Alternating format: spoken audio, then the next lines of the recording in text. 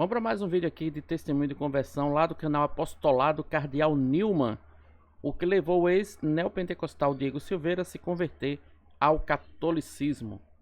Vamos lá ver o testemunho do nosso irmão? Então, só fazendo uma recapitulação, o Diego, ele mora em Portugal. Se você quiser contar rapidamente, Diego, de novo, ou não, se você quiser ir direto para o testemunho, fica à vontade. Conto rápido. Decidimos, não pensávamos vir a Portugal, mas acabamos vindo para cá numa desilusão com as coisas que estavam acontecendo no Já Brasil, tá com sotaque português, né? principalmente com a reeleição da Dilma, enfim, e tentar uma vida diferente, uma vida mais segura, uma vida mais tranquila. E, no fundo, achamos que, claro, hoje temos a certeza disso, que foi propósito de Deus para descobrir tudo aquilo que nós vimos aqui. Que tem a ver com a Acho- conversão. Exatamente. Só se confirmou aqui. Legal, depois você conta em detalhes. Sim. E, Diego, qual foi a denominação que você nasceu na Igreja Católica, só que aí você acabou indo para o protestantismo? Por qual motivo? Eu cheguei até, não mencionei antes, eu cheguei até a fazer a primeira Eucaristia. Olha, Depois da primeira Eucaristia, acho que foi com 11 anos ou com 12, com 13 anos, não aprendi nada no meu catecismo, enfim, grande agonia com a vida, com o futuro, com as coisas que aconteciam, o que acontece depois que nós morremos, e essas coisas de... Eu era uma criança que tinha essas angústias, e o meu irmão já frequentava, pedi para ele me levar para uma igreja evangélica, era renascido em Cristo. Meu irmão foi para lá por causa de um amigo dele que fazia reuniões em casas, na verdade, na universidade também, na Universidade Federal de Santa Catarina, fazia reuniões ali. E meu irmão me levou, frequentamos a Renascer até 1999. Antes do escândalo que foi preso os líderes da Renascer em Cristo nos Estados Unidos, né? E antes do escândalo, nós não saímos por causa do escândalo. Nós saímos antes porque eu tinha um primo já que frequentava a Sala Nossa Terra, e a Sala Nossa Terra tinha entrado naquela visão dos G12, grupo dos 12, discipulado, e o meu irmão que estava procurando isso, se mudou. Eu era um adolescente que ia de carona, voltava de carona, achei conveniente mudar também. Então frequentei a Sala Nossa Terra mais ou menos por 10 anos, né, até mais ou menos 99. Eu não sei lembro se foi 2009, 2010 ou 2011, mas foi por aí. Conheci minha esposa lá. Minha esposa passou a frequentar depois de mim, acho que por 2006 ou 2005. E já não concordando com nada, desiludido com a igreja evangélica em tudo, me tornei mais um, né, de tantos desigrejados. Fiquei sem, né, congregar. avulso. É. Tem crescido muito, né, esse movimento dos desigrejados, né? E aí conheci talvez o pai dos desigrejados, né, o reverendo Caio Fábio. Até o nosso casamento que nós fizemos na nossa casa foi totalmente inspirado nas teologias do Caio Fábio. É um Nossa, casamento sem ministro, né? Sem sacerdote, é claro, que é evangélico, mas sem um ministro, feito pelos pais. Essa inspiração veio toda do Caio Fábio. E pronto, ali fizemos a nossa cerimônia e também os votos civis. E a partir daí já teve o sonho, né, por causa da minha pós-graduação, de buscar alguma coisa fora, e a desilusão com o Brasil, e a desilusão com a segurança, que na altura estava muito grande, né? Eu não estou vivendo aí, mas aparentemente parece que as coisas estão melhorando um pouquinho, mas não sei, com relação à segurança. Mas Tá tão assim decidimos também por não. Mas Portugal, pelo simples fato de que Portugal era mais fácil. Mais fácil a língua, mais fácil a questão das rendas para se comprovar, para se poder morar, tinha uma série de burocracias, era mais fácil, viemos para cá. Aí começa a nossa busca em procurar onde. Eu acho que eu já estou entrando num assunto paralelo, não? Não, Ah, Não? sim. Bom, porque eu vou ter que voltar um pouco atrás. tá bom, fica à vontade. Exato, é. Ó, se vocês pudessem morar fora do país, vocês morariam? Deixa aqui nos comentários que eu quero saber. Porque tem muita gente que diz assim: ah, eu acho que eu não me acostumo. Ah, eu acho que vai ser diferente viver a igreja lá fora, né? Deixa aqui nos comentários, eu quero saber de vocês. O que é que vocês acham disso? Se surgisse uma oportunidade de você morar fora do país, você iria e por quê? Tá bom? Vontade. Só concluindo, aí viemos a Portugal por essas facilidades e tivemos que pensar em morar aonde? Bom, já na minhas, eu já estava nesse período procurando a verdade. E, e olhando as cidades em Portugal, me chamou muita atenção a cidade que eu vivo hoje, Braga, porque é uma cidade com uma diocese antiquíssima e que tinha um rito próprio, o rito bracarense. Legal. E isso me chamou a atenção. Agora eu vou ter que voltar o porquê que eu chego nesse rito, né? Aí acho que é de fato a parte do início da conversão, de fato. Início das descobertas todas, né? Posso começar com isso? Pode. Posso entrar? Sim. Pronto. Mais ou menos na altura de 2016 ou 2015, por aí, eu vi uma entrevista de um sacerdote ortodoxo na televisão. E aquilo me chamou muita atenção, ele afirmando que ali era a igreja verdadeira, que a igreja ortodoxa é a igreja de 2000 anos, a igreja de Cristo. E me chamou muita atenção, porque, claro, o evangélico não é pentecostal, a igreja católica. Estão brincando comigo. Claro que não. E ainda não é nem de uma vertente histórica, né? Que fica mais difícil ainda, né? Porque a vertente Exato. histórica ainda tem, né? Guarda alguma coisa, né? Da tradição, guarda o credo, né? Sim, sim, sim. Então eu me enveredei bem para olhar a igreja oriental, somente os separados, né? Os ortodoxos. E eu lembro que meu irmão gosta muito de ler, nos livros que ele comprou pela internet, era o livro do Eusébio de Cesareia, a História Eclesiástica. Eu perguntei a ele, tá, tens o livro? Sabe onde achar o livro? Ele disse, não tenho os livros, eu emprestei, já não lembro. Mas procura aí, fácil comprar pela internet, pronto. Fui atrás do livro. Esse, olha, é um livro que eu não te aconselho a ler, é um livro muito chato. É um livro bom para pesquisa, mas para leitura, assim, não é muito bom. Bom, chato para um, interessante para outro, né? Eu achei o máximo aquele livro. E usei aquele livro para pesquisar quem Eusébio Cesareia citava. E descobri que ali tinha um monte de gente que publicou escritos. Pronto, fui atrás de tudo. Aí virou uma paixão. Eu sempre tive uma paixão pela história. História desde o tempo de colégio, história humana, período medieval, sempre tive essa paixão. A história da humanidade sempre me atraiu muito. Até muito mais do que o lado teológico, eu não sou teólogo, também não sou historiador, mas o lado histórico da busca da linha histórica da igreja foi que me apaixonou.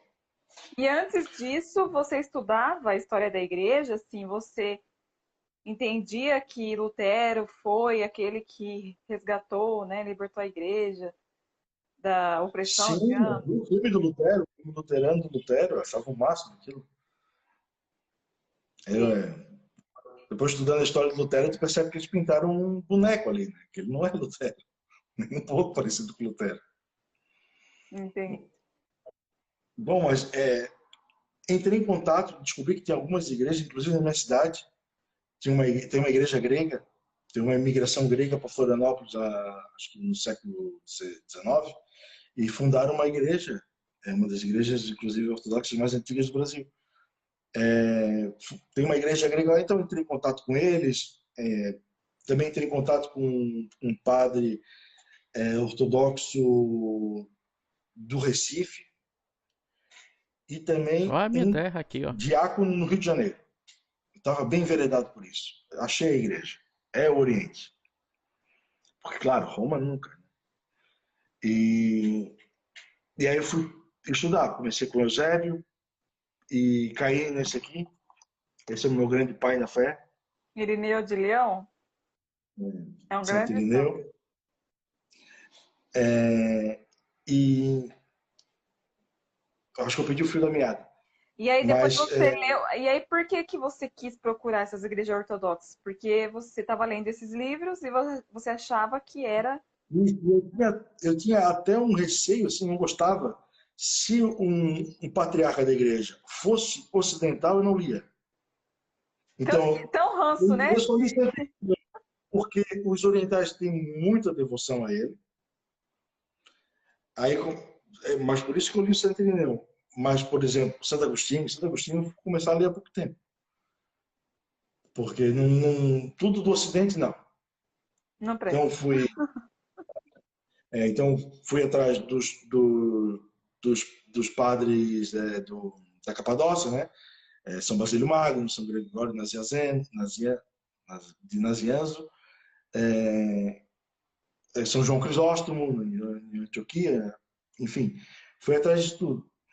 E também, por que os evangelhos têm tanta rixa, né, com o concílio de Nicéia, né? Também era uma coisa Sim. que, claro, para Que mim, ali Constantino foi que fundou a Igreja Católica e elegeu os bispos e ali, né, tudo aconteceu com aquele discurso que eu ainda não descobri quem é que fundou esse discurso.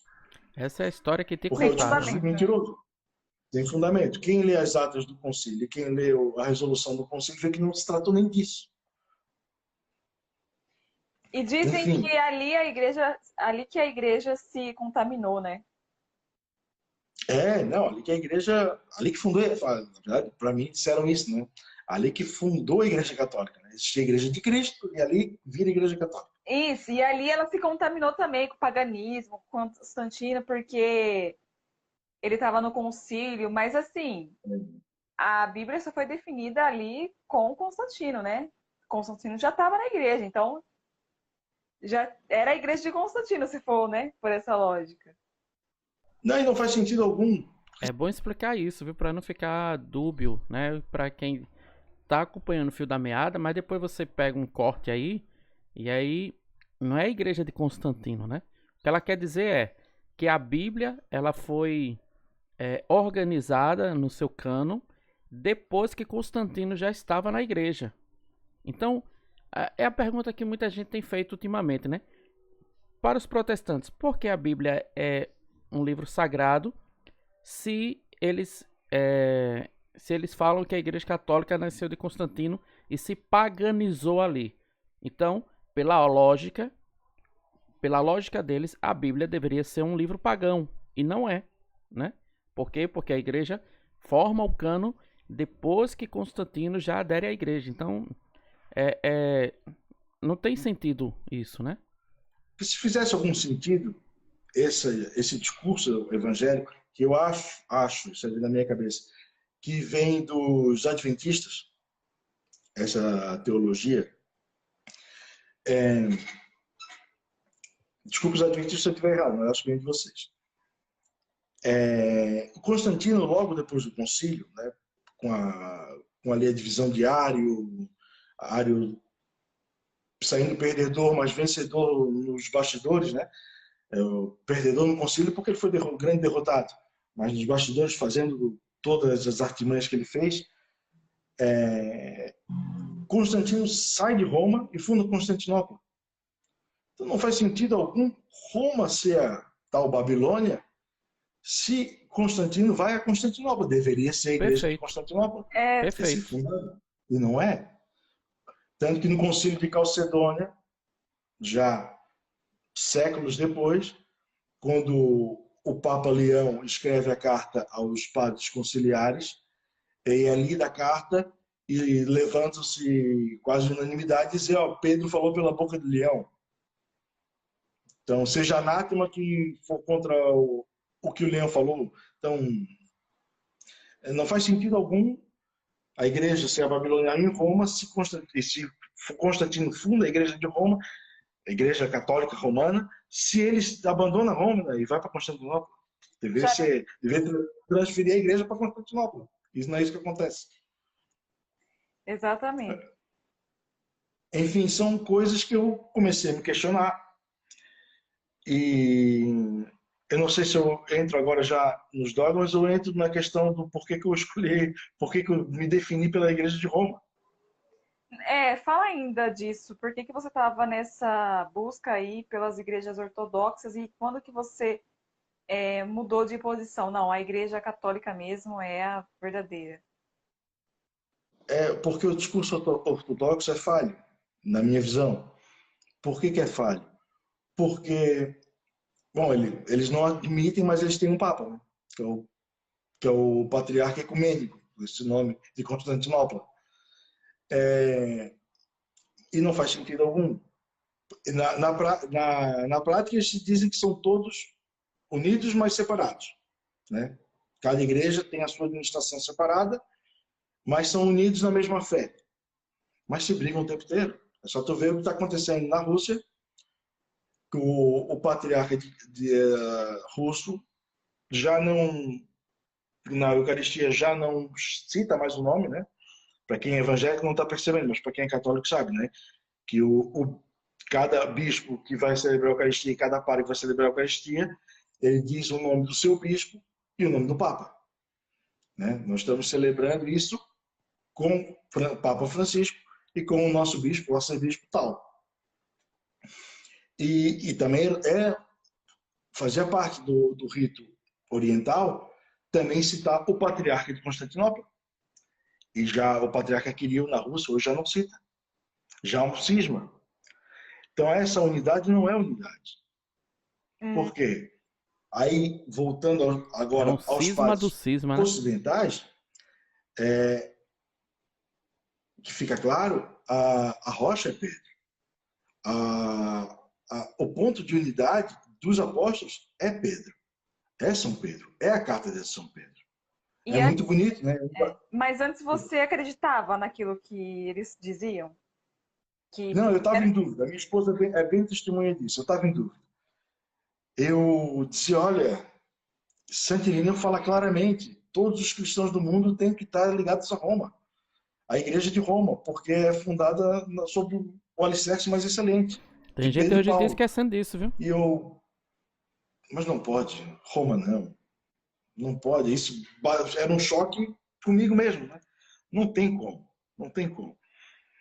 a passagem você Aí, entendia como os protestantes também dizem, né? Que Cristo é a aí, pedra. eu sempre achei aquilo uma mentira protestante. Sério? Não. Qualquer protestante sincero que conforme tu estás falando, né? Que lê essa passagem dizendo que está falando de Pedro, depois ele se vira para ele mesmo e diz: Eu sou a pedra. Não, Eu também nunca qualquer acreditei. protestante sincero que lê esse texto vê que não tem concordância em Cristo, o mestre dos mestres, não saber nem se expressar. Não, Eu não, também, isso eu nunca não. acreditei nisso. Tu fique. Mas é Essa é uma muito moda. dito isso, viu? É muito, muito É dito. muito dito.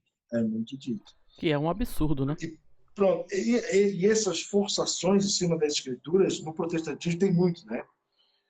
Tu vê um texto claramente que não é sobre dízimos e ofertas, eles forçam aqui sobre dízimos e ofertas. E essa forçar a escritura naquilo que ela não diz, né? Dizer que Cristo voltou assim mesmo, diz, sobre esta pedra. Não. Depois ele diz, e as chaves, e ele daria a autoridade, e ele passa essa autoridade depois a todos os apóstolos. Primeiro foi a Pedro, né? Pedro é o primeiro, é o primaz. Mas depois, na ressurreição, ele passa a todos. Então, não faz sentido algum. Não faz sentido algum. E aí, como que passou você a acreditar que realmente estava em Pedro a verdadeira igreja? Foi por causa do Concílio de Calcedônia, foi por causa de Santo Irineu, e também, eu estou esquecido o nome dele, é pós-tertuliano, esqueci o nome dele, em Cartago, São Cipriano. São Cipriano de Cartago. Aquele texto dele falando sobre a igreja. É lindo. Ali é. Mas ainda assim, eu estava disposto a não comungar com nada e ficar tipo um meio oriental, meio ocidental, mas não firme com a igreja. Quem me fez converter de verdade foi em Braga. Eu tô vendo que é a Olha que eu igreja, entrei mas na não quero catedral. ficar com ela, Por né? quê? Por causa do outro alicerce da igreja, que ali está explícito a quem quiser ver. Na Catedral de Braga, não na nave principal, mas ao lado tem uma outra capela. Tem uma capela que está inúmeros arcebispos de Bragas ali defuntos, sepultados. E ali há um grande painel que mostra do primeiro bispo ao último, a sucessão inteira. E quando chega no último, a sepultura do último está embaixo do nome dele. Ele está enterrado ali. Então tu vê do primeiro, São Pedro de Hades, depois a gente pode entrar nessa história, até o último bispo falecido. Então a sucessão apostólica me fez dizer o seguinte: não, essa é a igreja verdadeira. Os orientais também têm sucessão apostólica. Também tem. O, o, o bispo em Jerusalém, oriental, né? Tem um bispo em Jerusalém, oriental católico, mas tem um bispo em Jerusalém, oriental ortodoxo. Esse também tem a sucessão ininterrupta, mas não está ligado a Pedro. E quando eu vi aquela igreja de 2000 anos, quase 2000 anos, está fazendo aí Quem, 1900 e... quem que fundou o primeiro? Aqui em Braga, É, São Tiago, irmão de São João, filho de Zebedeu. olha só. A história é belíssima. Minha E esposa contou essa é a isso. questão, né? Se você ignorar a história, São Nilo fala isso. Você só continua protestante se você ignorar a história, né? Ignorar a história, e se você estuda a história, é deixar de ser protestante, porque contra fatos não há argumentos. A não ser que você Então, invente coisas, né? Não, mas ela se desviou, né? Aquela coisa. o que me fez ir para a igreja, então, foi a Eucaristia, a sucessão apostólica e, inevitavelmente, está ligado ao Bispo de Roma. Está submisso ao Bispo de Roma. E como que foi o processo para você, quando você se deparou com a Eucaristia, o dogma da Eucaristia? Como que foi, assim? Um Porque choque. eu sei que Um choque absurdo. tem momentos, né? Uma hora você está focado numa coisa, e depois você se depara com outra. E aí, como que foi assim? Ou só por um elemento você já se convenceu, ou não? Foram várias coisas que foram. Uma série de leituras e que todos, unânimes, faziam absurdos pela Eucaristia. E isso, para um protestante, é um soco no peito. É. Assim, mártires em Roma resolveram ser martirizados para não deixar o corpo de Cristo se perder. É uma loucura. Por exemplo, a apologia que faz o... esqueci o nome dele também. Ele era advogado em Roma e escreve ao imperador, se não me engano, Adriano. Justino? Justino Romano. E ali, meu Deus, ali era século cento e alguma coisa, ele 107. já, ele já discorrendo a respeito da Eucaristia. Outro, Esse daqui também, outro, ó. Santo Inácio de Antioquia. Santo Inácio de Antioquia, dizendo que só celebra a Eucaristia com o bispo, e os hereges que se apartam porque não aceitam que isto é o corpo de Cristo. É. Assim, meu Deus. E também, assim, como evangélico, a gente sempre acha que é um pouco forçado o texto a dizer, parece o meu corpo, mas não é. Não acreditava que de fato aquilo era. Mas aqui de fato não é, né? Não é um sacerdote a consagrar, não é. Mas também não acreditava que na Igreja Católica tinha de fato a transubstanciação, o corpo de Cristo, o sangue de Cristo ali, de fato. Deus presente. Como evangélico, a gente sempre pensa, né? O dia que eu ver Deus, O dia que eu estiver no céu e ver Deus face a face. O católico vê isso todo domingo, se quiser, O todos dia os que dias. você comungar dele, do corpo e É um sangue, pedaço E do na, céu, cate... né? e na catequese mistagógica do bispo de Jerusalém, também esqueci o nome dele, eu sou horrível para nome. Ele diz, e erguendo tua mão, fazer dela um trono para receber o rei. E contempla ela, a Eucaristia, com os teus olhos para ser santificado. Tu estás ali diante do próprio Deus. E isso, para um evangélico, é um choque tremendo. E meu Deus, eu preciso disso, eu quero isso. E aí você começou a desejar, você começou a crer. Muito, muito, muito, muito, muito, muito. E, mas, ainda no Brasil, eu não tinha coragem de ir numa igreja. Tentei ir Você já sabia de tudo isso.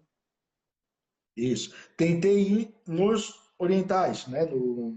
Nos ortodoxos, com a minha esposa. Mas eu também sabia que não ia receber Cristo ali, não ia receber a Eucaristia. Por estar afastado, por não ser da comunidade, não ia receber. Então, para mim também não valia. Eu precisava me arrepender, eu precisava me converter, eu precisava fazer um voto, me unir à igreja. E como que foi a questão do entendimento da confissão? Nunca foi difícil. Porque, assim, o pessoal, eu brinco, né, com alguns amigos que não creem em nada ou que creem muito pouco, que são agnósticos, a respeito dos milagres, das curas, enfim. Eu falei, meu amigo, se um cristão acredita que uma vez lhe deu a luz, o resto é tudo mais fácil. Então, se tu acredita que um pedaço de pão vira, transforma-se de maneira, como dizem os nossos irmãos orientais, de maneira mística, no corpo e sangue de Cristo. Acreditar que tu precisas ir a um sacerdote ordenado e se confessar é mais fácil. Não foi um problema. Eu já aceitei o mais difícil. Eu já criei no mais difícil. Como eu escrevi um texto já faz algum tempo no Facebook, eu disse que, na minha visão, o grande conflito entre protestantes revoltosos de Lutero para frente até os dias de hoje, com os católicos que sempre foram iguais, é o fato da crença na igreja. Então, depois de tu crer na igreja, né, crer na igreja una, santa, católica, apostólica, o resto vem junto, não é difícil. Pelo menos para mim, não foi. Não foi difícil aceitar a infalibilidade papal, porque é tudo compreensível se tu crê na E igreja, a igreja é infalível. você teve algum conflito com o Sola Escritura? Você teve dificuldade de aceitar a tradição, o Tudo magistério? isso veio, tudo isso vem na leitura dos Santos Padres, e mostrar que isso sempre existiu. Aliás, a Escritura vem depois, não? A tradição vem antes da Escritura. Santo Irineu mostra isso claramente, em dizer que os povos da Gália foram evangelizados pela tradição, eles não sabiam nem ler, não precisavam nem de papel nem tinta, mas guardavam a fé que muitos que sabiam ler, que tinham papel e tinta, não guardavam. Então a tradição veio muito antes das Escrituras. Vamos pensar aqui Braga. Cidade de Braga, pela tradição, o primeiro bispo foi ordenado no ano 37. Imagina, Jesus morreu mais ou menos em 33. Em 37 já tinha um bispo ordenado em Braga, muito antes de Roma ser evangelizada. Muito próximo, né? Quando que apareceu primeiro a cópia do Evangelho aqui? Não faço ideia. E a igreja se manteve. Porque parte estava sendo escrita, né? Desculpa. Parte do evangelho ainda estava sendo escrito. Estava sendo escrita e a igreja se mantinha. Se mantinha por quê? Por causa dos apóstolos. Os apóstolos não estavam no mundo todo. Os apóstolos estavam correndo no mundo, mas não estavam no mundo todo. E São Paulo, quem vê nos Atos dos Apóstolos, quando ele deixa os bispos, ele diz que vai voltar a Jerusalém, ele alerta. Olha, ensina exatamente isso que eu tenho transmitido. Não deixou uma carta, não deixou, olha, eu tenho aqui a cópia do Evangelho de São Marcos, eu vou deixar para vocês, vocês vão lendo. Não tinha isso. Primeiro que a gente só sabe que é São Marcos, São Mateus e São João e São Lucas pela tradição, porque eles não deixaram nem autoria, né? nas cartas. Sim, sim. E quando a gente começa a ler os Santos Padres e vê que todos são unânimes nisso, não tem quem questione. Não tem quem questione nem a tradição e nem o magistério. Aí, assim, só eu que você compra? Não tem como. É unânime, todos estavam É, concordantes nisso. mas eu ouvi recentemente numa live entre pastores reformados que eles estavam falando sobre as conversões dos protestantes ao catolicismo. E eles teve a coragem de dizer, esse pastor americano, que nós que lemos a patrística com as lentes católicas. Mas na verdade é eles que leem tudo com as lentes protestantes, porque eles pegam as partes que eles falam de Bíblia e eles já deduzem que estão defendendo só a Mas é claro que nós precisamos ler a patrística com as lentes católicas porque foram escritos por católicos. Como é que a gente vai ler a patrística com lente protestante se foram escritos por católicos? Meu Deus do céu. Viu? escritura, ou que a escritura é acima da tradição, sabe? Tem que forçar muito, né? Não, assim, na verdade, eu já vi umas lives dessas e, e antes, vamos pegar assim, talvez 2018, os pastores protestantes eram totalmente a favor da patrística. Algumas lives hoje, depois de muitos católicos baterem neles, ele já disse que não tem que aceitar a patrística. É só a escritura. Que é tardia, Esquece né? a patrística. Porque a patrística é contra eles. Na verdade, depois que eles se convencerem, eles vão ver que até a Bíblia é contra eles. Porque isso é uma coisa interessante, porque quando a gente está no protestantismo, a gente acha que a Bíblia condena a Igreja Católica. Só que, na verdade, a Bíblia é católica e tudo que o catolicismo faz está na Bíblia. Sim, sim. E muitas coisas que o protestantismo faz não está na Bíblia. O próprio princípio de sola escritura não se encontra na Bíblia. Não, não. É como eu disse, é aquela forçar o texto. Pegam um texto lá de São Paulo a São Timóteo, né, e diz que Toda toda escritura escritura é inspirada é e útil para é entender. para ensinar, e dizem, é só a escritura. Não diz que é só a escritura. Inclusive, Lutero adulterou a Bíblia, né? Por muito tempo ficou só a fé, né? Ele mudou ali, no texto aos Efésios. Então, e outras coisas que ele fez, né? Como tirar a carta de E esse Santiago. texto, esse texto está se referindo ao Antigo Testamento, leis e profetas. E quando São Paulo escreveu esse texto, não tinha vários livros ainda nem escritos do Novo Testamento, se for Sim. considerar o que.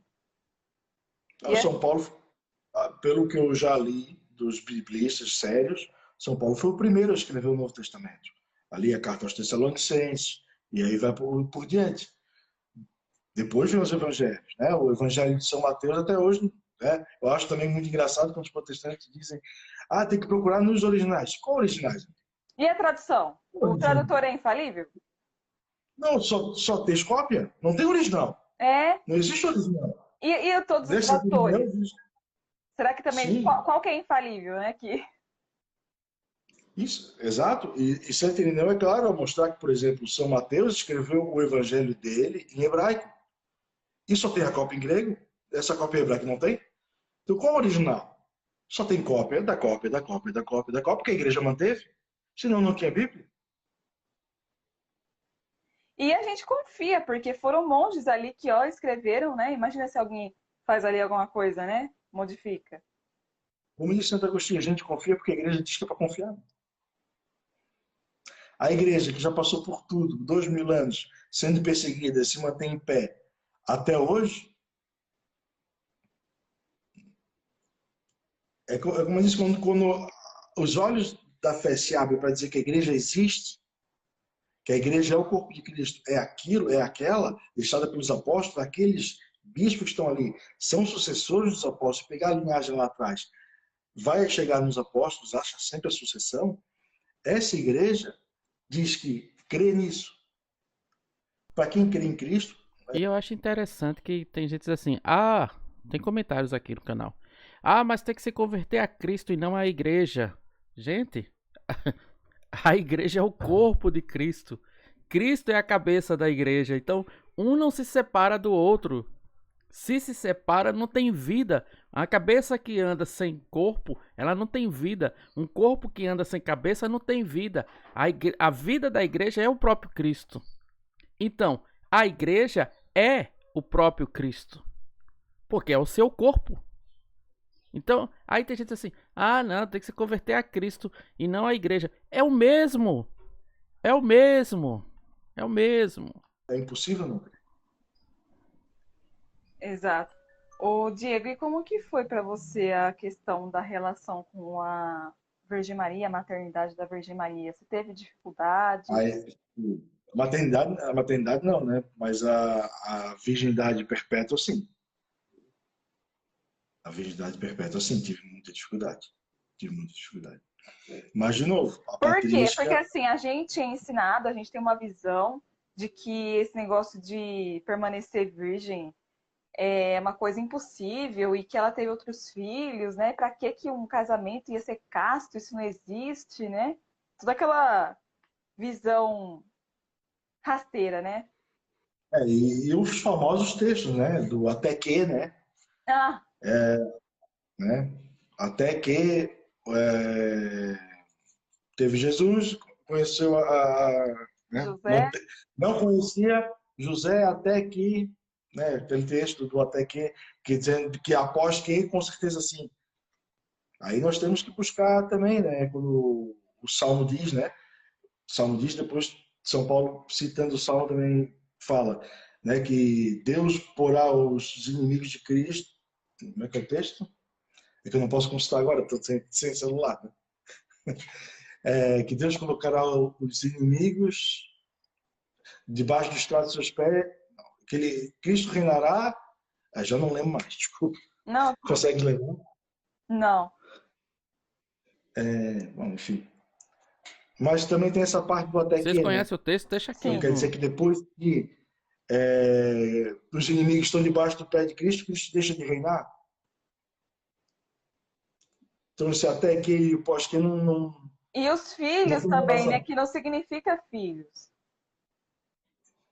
Sim, sim, sim, sim. E é engraçado, né?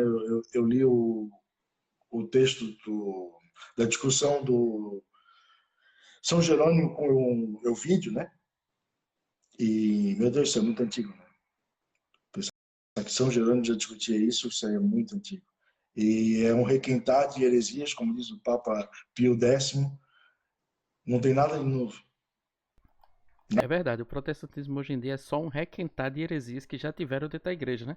E que a igreja já refutou. Então, é só um requentar. Isso tudo já foi comprovado dentro da história da igreja. Nada de novo debaixo do céu. É tudo um requentar de coisas já antigas.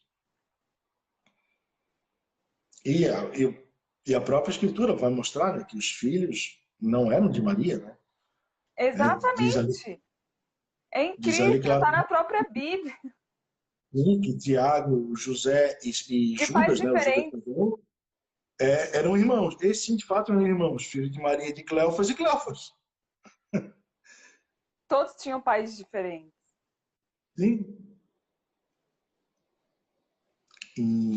Enfim, pela própria Escritura já se nota isso, mas é um pouco de maldade na coisa. Mas E foi difícil.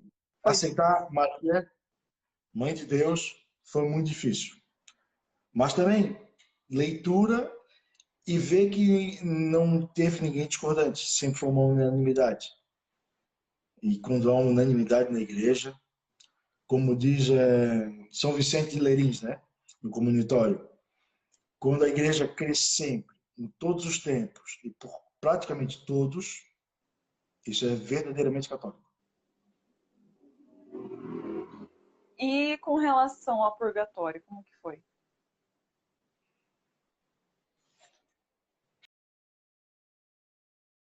Só em falar disso, viu, gente? Para você que também tem algumas dúvidas sobre isso, sobre purgatório, virgindade perpétua de Nossa Senhora, Maria é mãe de Deus ou não é, imagem, idolatria, santos, tudo isso você pode tirar suas dúvidas no livro que está na descrição desse vídeo o link 100 perguntas protestantes que todo católico deveria saber responder. Lá você vai saber tudo o que a Santa Igreja ensina e, né, saber responder também essas perguntas que, às vezes, muito maliciosamente, entram na nossa vida e acaba gente aí caindo pelo protestantismo, né? Foi naquela pacote de a igreja crê, cremos juntos. Mas tive que ler bastante para me convencer de fato. Cria sem pôr muita fé. Hoje está fácil. Hoje está fácil. Hoje, inclusive, a escritura diz, né?